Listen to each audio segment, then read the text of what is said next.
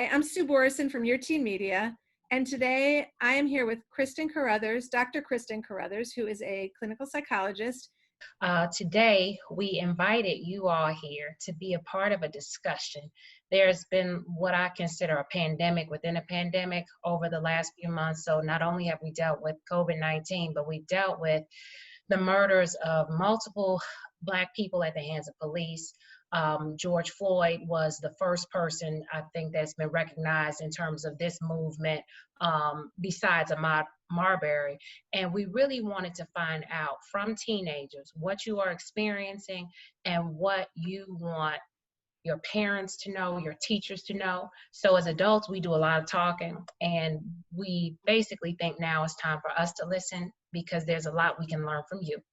So today, as we have this conversation, we want you to be open and honest about your experiences. We want you to share with one another how you felt at different times during this racial pandemic that's occurred. And if you all have questions of each other, it would be really nice for us to have a dialogue that is a dialogue between Black kids and white kids in the United States from various regions. So I will turn it back over to you. Okay, so we're going to start with some questions. And for name, age, and city, I'm going to call on you. You don't have to raise your hand. So Justin, can you just tell us your name, your age, and where you live?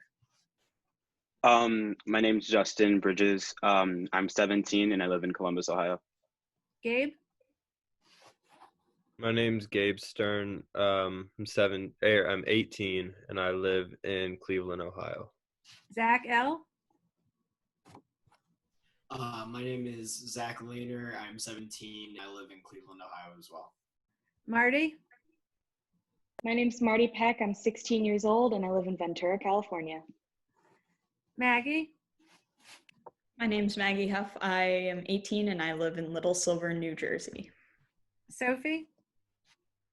My name is Sophie DeSantis. I'm almost 17 and I live in Cleveland, Ohio. Candace? My name is Candace Fletcher. I'm 18 and I live in Chicago, Illinois. Maddie? My name is Madison Carruthers and I live in Crete, Illinois. Zach B? My name is Zachariah Boyd and I'm 16 and I live in Chicago, Illinois. I would like to end with a question that just asks all of you, what would you like to add to the conversation that we didn't get to tonight? Mm-hmm. So I think I'm going to ask each of you to speak, and if you choose not to, just say pass. So I'm going to start with Justin. One thing, it was kind of relating to what we were just talking about, but it's also a new thing, is I want to add that a lot of people have parents who were raised a certain way, and that's kind of implemented in how they think and act. And an example of this that I have is that someone posted on their story they were listening to rap music or something, and they're in the bathroom, and their father walked by and was like, "Can you turn that hard R music off?" And it was just kind of I was like, first off, why did you post it? And why did you laugh about it? It wasn't an issue. And they got defensive, and they were just it's just how they were raised. It's not a big deal. And it's what's hard R music? Hard R? They were saying the N word, but with a hard R music. It's turn that blank music off. Yeah. And they posted their father their father just said it to them and they posted it. And I was kind of just because your parents are like that doesn't mean that you can't stand up to that. And you laughing is just feeding into them thinking that it's okay and that it's natural and normal thing to say. And okay, they were raised that way. You don't have to be raised that way. You can fight back against it. You can choose whether or not to post it. And if you think that that's okay, it's not. And they just didn't get it. And I was sneaky just racism, Justin. I'm sorry, that's sneaky racism. What was the function of that person's behavior? What was the purpose in him making the post? He wanted to, what's the purpose? What's the function of your behavior? Think about this before you all post the next thing you post. What is my purpose? He wanted people to know that something happens in his house. And you called him out on it again. And he wasn't ready to address, I know what the function of your behavior is. Right. Sorry. And so, no, you're fine. but that was just something that's like I kind of like made me uncomfortable because it's like I don't know how to address that in a sense. Like it's I'm a 17-year-old child. I can't tell a 50-year-old man to not do something. And her, or the person who made the post, she couldn't tell her father that like, yeah, I don't want to do that or whatever. So I was just kind of like, but like they think it's okay, and like there's nothing, like I just didn't know what to do. So that was just kind of like an awkward situation. Okay, Marty. So one thing I've noticed that a lot of people I know don't understand is just because these racial slurs are in a song that you listen to, it doesn't mean you have the right to say it. And I've noticed that with a bunch of my friends, and they like, we'll just be driving in the car and they'll have this music like blasting and I'll hear them just shout it. And I'm thinking to myself, who gave you the right? You, just because it's in the song doesn't mean you have been given permission to say it, because there is an entire horrible history behind that word that you don't know, and you haven't been given the right to say it. And I don't know how to respond to that either, because they're usually older than me. And I just don't know what to say. That's a very I think with like, and I'm sorry, so I know I'm taking a long time. Even within like the Black community, when it comes to rap and like consciousness about the use of the word, there's like a back and forth, and where it's, well, the word was used against us, and now we've taken the power out of the way that it was used by white people, and we made it a colloquial term. I think what happens though, what I know happens when it gets to white kids and kids who are not Black, is it's almost an opportunity to do something that like breaks a rule. So we get to say the bad word and we get to scream it because we won't get in trouble, because we're just going to say it's in this song. Okay, so it's still not okay if it's in the song. Okay, we know that within the United States, when the term is used by white people, it means something totally different than it's used in this context. It's not an excuse, it's just what it is. And so you may not be in a position where you feel like, look, you all know that you aren't supposed to say it, and just because they say it in the song, you're not Black, so why are you saying it? Not saying that it's your responsibility to give Black people license to use it, but when you hear your friends use it, and you know that the historical reference point is that white people used it to subjugate Black people, it's not okay. So I appreciate you bringing that up, because I know that it happens. Like we seen it in movies, it's in movies, like it happens. Zach B. Well, I really don't have anything else that I would want to add, but one thing that I will say, I never really thought that I would be able to come to this, type of moment and speak to, speak to people in this, type of setting, like, white people, as well as Black people, and we all can, communicate to try to figure out ways of change, considering that we're youth. So, I was very appreciative of this, and I'm glad that I got the opportunity to speak to you guys and also meet all of you. Maybe, hopefully, who knows, we all can meet each other in person. But yeah, that's pretty much it. Thank you. Zach L. Yeah, ditto to what Zach B said. I think one thing that I'd like to add, I think a lot of white people on social media need to have a lot more sensitivity. And I mean that in regards to white people who are posting like a lot of Black Lives Matter things on like Instagram or whatever. Because like, for example, the actual video of like George Floyd with the cop kneeling on his neck, there's like hundreds of those really traumatic videos and pictures about police brutality. And I think that when white people are posting a lot of those traumatic images, they forget the fact that they are traumatic images to people of color that actually have to deal with this. So I think that the right things to spread on social media for white people are the things that are promoting change and showing support. But to be honest, I don't think we have any right to be posting those traumatic images, because we need to be considerate of the people that are actually going through that and could be, that video. You know what I mean? And it's just a really traumatic reality that that white people can be more sensitive of, especially on social media. So that's what I wanted to add. Thank you. I think that like a big point in my life that I've gotten to, and I don't think it was just recently that I got to this, probably happened a while back, but I think that a lot of people, at least where I live, need to understand that racism is not just a label that you can easily throw around, because it's sort of like a pyramid of levels. Obviously, white supremacy and direct hatred would be at the top of that, but microaggressions are a huge part of racism that people don't understand, and tokenism as well. I've heard a ton of arguments from people who will vocally support Trump or vocally speak against the Black Lives Matter movement by saying that it's okay because they have a black friend or black friends, which is like, one, it's not an object to say that it gives you this sort of pass to do whatever you're doing, but also it's at a point where it's like, I think a lot of white people are expecting all black people to speak on this topic, but there's no reason why anybody should be forced to go out of their certain level to speak on something just because they're personally affected by it. And that's a big thing that I think people are missing out on, because even in school settings, black people are looked at to be the spokesperson for something that is not their personal experience necessarily. And a lot of people just need to get out of that, because I know in my sense, if someone were to ask me about being Jewish, I could not give you anything, and I would hate to have a Jewish argument have me as the spokesperson.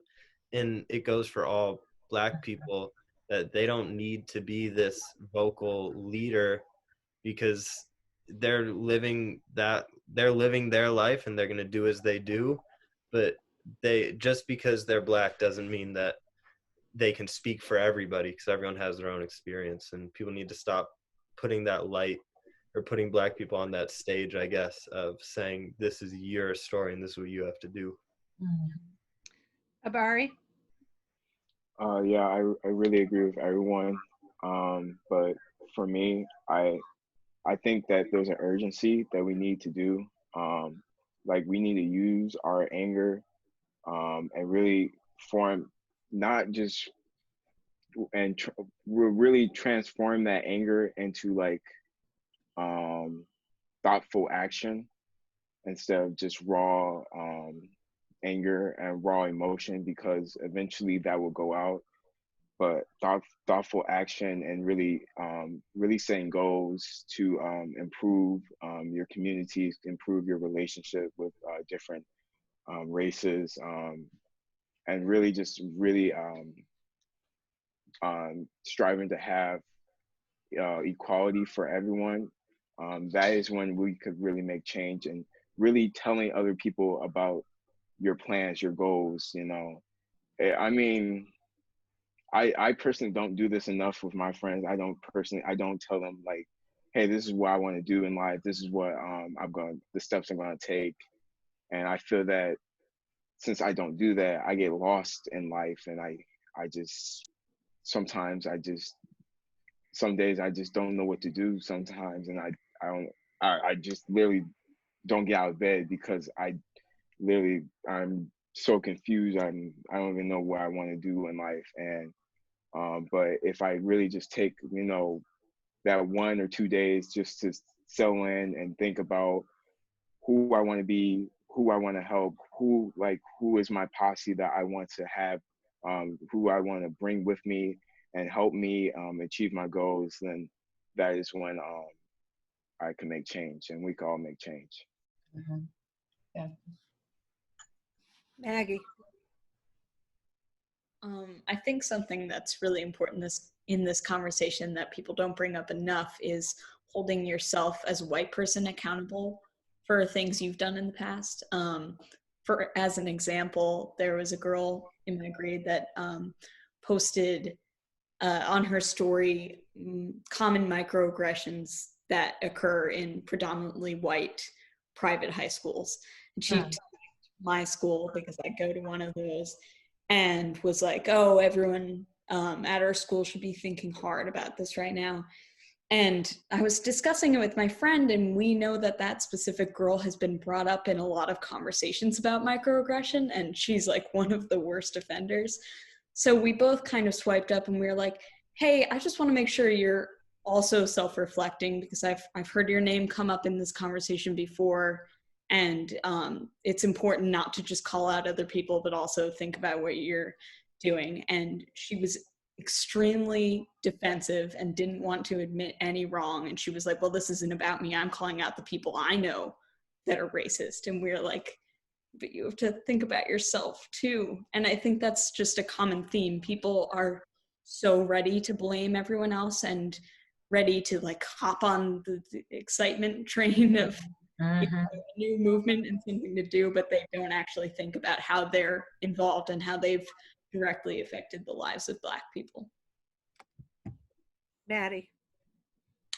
I agree with everyone is saying. I also want to add about the education, about how most racist white people think that Black people are uneducated and that we're not going to make it anywhere, or we're not going to go to college. And I don't think it's true. Well, I know it's not true, because we can see that we got Martin Luther King, got Rosa Parks, Harriet Tubman, where they have made a huge, huge change without a lot of education around the entire world, right? Didn't even know how to read and just did a lot, moved a lot of people.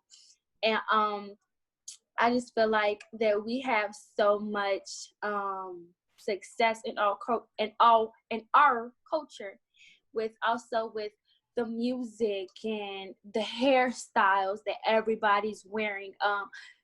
For instance, box braids.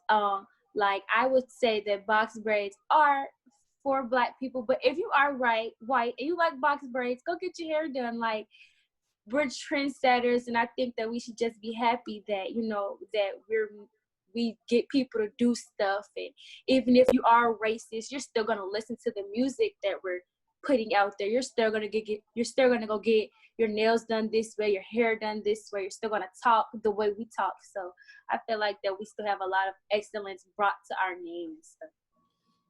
I like it. Sophie. Yeah, that made me laugh. I always think it's funny when people are like racist or they appropriate cultures, and then like talk bad about them while they're an integral part of their daily lives. Well, anyways, I pretty much agree with everybody, and I kind of just wanted to say a note about trying to work your way towards being an ally as someone who's not Black.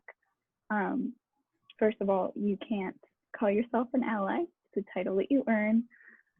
And also, I think something that's really, really important that I can't stress enough is we as white people need to take the burden of educating ourselves and educating our other white peers off of the shoulders of Black people, because it's not their job and they have enough going on just trying to live their lives without having to educate everyone around them. And I remember while I was reading the questions, there was something about white fatigue, and something that I just keep going back to is Black people are tired every day because of how we have oppressed them. And it's like the least that you can do to try to help and reverse that. And we really have no right to be tired of this after like a month when it's a daily thing for everyone else. So that's my take. Did you say an ally is a title that has to be earned? I haven't heard. Have you heard that, Sue? No, but I love it. I'm going to be quoting you. Yeah, the cultural appropriation piece from Madison, and the ally is a title. All of these things you all are Okay, well, I don't want Candace to be sitting with her thoughts any longer. Oh, I'm sorry, Candace. Candace is the last one to go. I would just say something that people have to remember is that like there's not one right way to like speak up or to stand up for it. I know, especially like even Black people like look at other Black people like, oh, like why aren't you out there protesting, or like why are you still shopping here? Well, one, you don't know everyone's situation. Everyone doesn't feel comfortable. You don't know if people have mental health. Like everyone doesn't feel comfortable, you know, maybe being around that many people or being, you know, on the front lines. So I think people just have to remember, like, to do what you can do and hold yourself accountable. Like, yes, you should be educating others, but you can't be pointing the fingers. Everyone can't boycott every store because you don't know what their budget is. You don't know what's in their communities and stuff. So I think you have to, especially like, you know, Black people to other Black people, like, yes, it's okay to be angry and stuff, but you can't like police how other people speak up because maybe they don't want to be on the front lines, but maybe they're doing something small in their community. Maybe they're, you know, raising money or doing, you know, little things, because those count too. Everyone can't be outspoken and everyone's not going to be like the Martin Luther King. Like there's people behind the scenes who like do stuff that matters. Like you can't forget about like the homeless people. You can't forget about the businesses that need help cleaning it up and repairing after all the looting. Like every small thing matters. And I think people forget that when they're so angry. They just want everyone to react the same way that they do. Well, you know, it's probably tiring for some people. Everyone doesn't react to things differently. Like somebody could get really anxious or worked up, where someone else, they're like, I'm just ready to go 24/7. So like you have to be like patient and like, yeah, you have to be patient with each other and like understanding more. I mean, this was an extraordinary evening. I can't imagine a better group of people coming together to do this. Thank you all so much. Really appreciate you all being open and honest